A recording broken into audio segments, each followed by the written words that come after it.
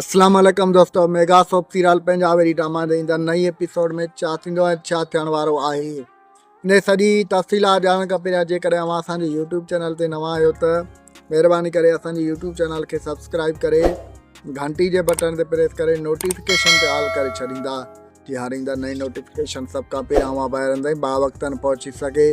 दोस्तों हाणे हलूं था पंहिंजी मेन ॻाल्हि ॿोल तरफ़। जीअं त मेगा सोप सीरियल पंजाबी में तव्हांखे ॾिसण वटां मिलंदो त वॾेरो चाकर खान रूंडे खे घुराईंदो ऐं रूंडो हुनखे जेको आहे सो बरगराइण जी कोशिशि कंदो ऐं हुनखे अहिड़ियूं अहिड़ियूं ॻाल्हियूं ॿुधाईंदो जंहिं जेको आहे चाकर खान सावल जे ख़िलाफ़ु थी वञे। बहरहाल तव्हांखे ॾिसण वटां मिलंदो त चाकर खान बि वॾो सियाणो माण्हू आहे। उहो ॾिसण वटां मिलंदो त रूंडो हुनखे बरगराइण जी कोशिशि कंदो ऐं रूंडो चवंदो तव्हां वञो सावल ॾे ऐं तव्हां पंहिंजे भाउ जे दुश्मन खे ॻोठ जे चौराहे ते मतिलबु त खंभे खणी अचो ऐं हुनखे सरेआम फांसी जो सरेआम हुनखे गोलियूं सीने में हणो ऐं ताकी ख़बर पए माण्हुनि खे त जेको आहे त वॾे चाकर खान सां दुश्मनी जो अंजाम छा थींदो आहे। ॿिए तरफ़ होॾां ॿिए तरफ़ तव्हांखे ॾिसण वटां मिलंदो त वॾेरो चाकर खान जॾहिं सावल ॾे वेंदो त सावल खान हुनखे चवंदो त मतिलबु त तव्हांखे जाबिर खान मुंहिंजे ख़िलाफ़ु अहिड़ियूं पटियूं पढ़ाए मोकिलियूं आहिनि त तव्हां मुंहिंजे मथां तमामु घणे गुस्से में आहियो।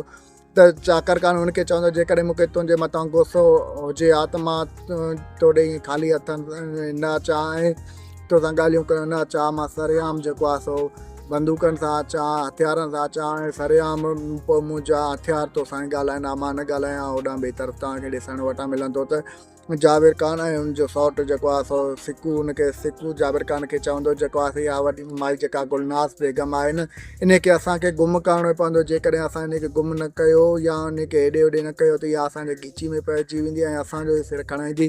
त जाबिर खान हुनखे चवंदो त मां हिनजो सोचे छॾियो आहे हिन माई खे हाणे गुमे कंदासीं।